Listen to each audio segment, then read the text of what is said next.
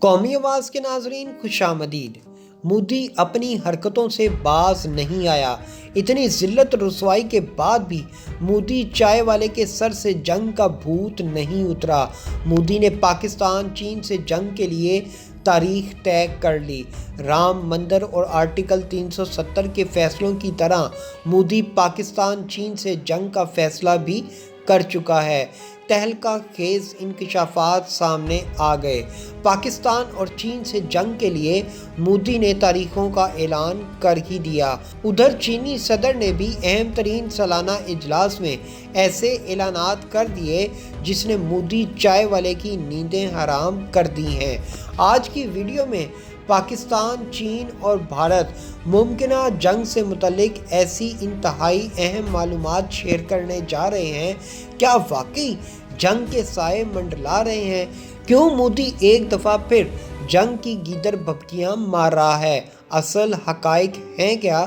دوستو، ویڈیو میں آگے بڑھنے سے قبل اگر آپ نے قومی آواز کو ابھی تک سبسکرائب نہیں کیا تو اسے سبسکرائب اور بیل آئیکن پر کلک ضرور کریں، کیونکہ یہ میری اور آپ کی نہیں بلکہ پوری قوم کی آواز ہے۔ ترک صدر اردگان شیطان ہے، یہ پاکستان کو بھارت کے خلاف جنگ کے لیے بحری بیڑا بنا کر دے رہا ہے۔ یہ ہے بھارتی میڈیا پر چلنے والی خبریں، جن میں سے ایک اہم ترین خبر بھی آپ کے ساتھ شیئر کی ہے۔ مودی اب جان گیا ہے نہ تو وہ پاکستان کا مقابلہ سرحدوں پر کر سکتا ہے اور نہ ہی اکیلا چین یا ترکی کا مقابلہ کر سکتا ہے۔ اس لیے اب اس نے دیگر ممالک کی حمایت لینے کے لیے نت نئی چالیں چلنا شروع کر دی ہیں۔ Bharatiya Janata party B J پی کے ایک سینئر رہنما نے کہا کہ نریندر مودی نے پاکستان اور چین کے ساتھ جنگ کے لیے تاریخ طے کر لی ہے۔ بی جے پی کی ریاست اتر پردیش کے چیف دیو سنگھ نے پارٹی کارکنان کے اجلاس میں بتایا کہ نریندر مودی نے فیصلہ کر لیا ہے کہ بھارت کب پاکستان اور چین کے ساتھ جنگ کرے گا۔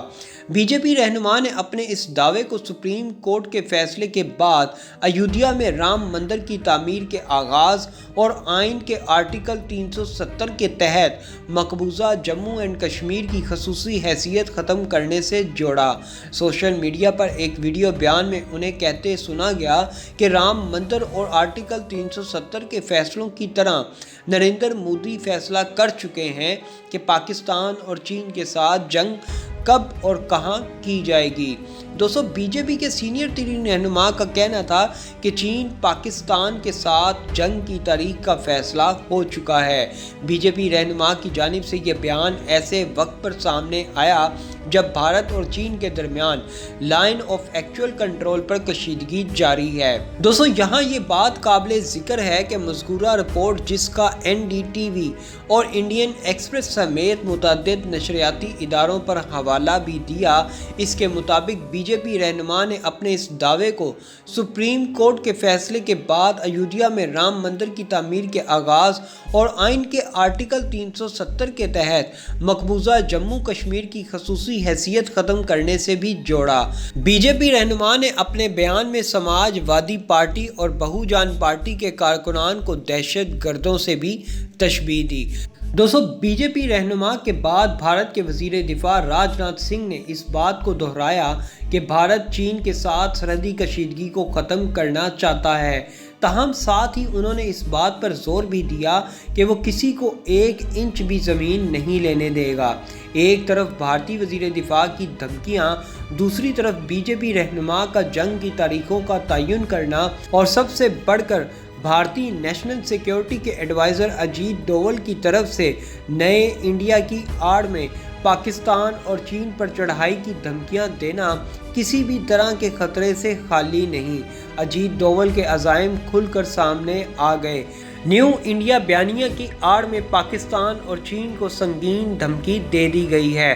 بھارت نے نیو انڈیا کے بیانیے کی آڑ میں پاکستان اور چین کے مفادات کو نقصان پہنچانے کی دھمکی دی اور کہا یہ جنگ ان ملکوں کی سرزمین تک لے جائے گا جہاں سے یہ خطرات سر اٹھا رہے ہیں۔ انہوں نے کہا ان کے ملک نے پہلے کبھی حملہ نہیں کیا، ہمیشہ اپنے دفاع میں کارروائی کی۔ بھارتی میڈیا کے مطابق اجیت ڈوبھل اپنے بیانیے کو جیسے وہ نیو انڈیا کا نام دیتے ہیں آگے بڑھا رہے ہیں۔ اجیت ڈوبھل کی دھمکیوں کے بعد چین کی طرف سے ایک اہم ترین اجلاس میں بڑے بڑے اعلانات کر دیے گئے۔ چینی صدر کا کہنا تھا کہ اگر آگے بڑھنا ہے تو پڑھائی کے ساتھ ساتھ ہنر بھی سیکھو۔ انہوں نے نہ صرف چینی عوام کو بلکہ پوری دنیا کی کمزور قوموں کو پیغام دیتے ہوئے کہا، اگر آج کمزور ممالک اپنے آپ کو ترقی کی راہ پر ڈال کر مضبوط نہیں کریں گے تو طاقتور ممالک ایسے تمام کمزور ممالک کو کچل دیں گے۔ چینی صدر نے بھارت کو دھمکی دیتے ہوئے کہا کہ اگر مودی اپنی حرکتوں سے باز نہیں آیا تو پھر چین کے صبر کا پیمانہ لبریز ہو جائے گا۔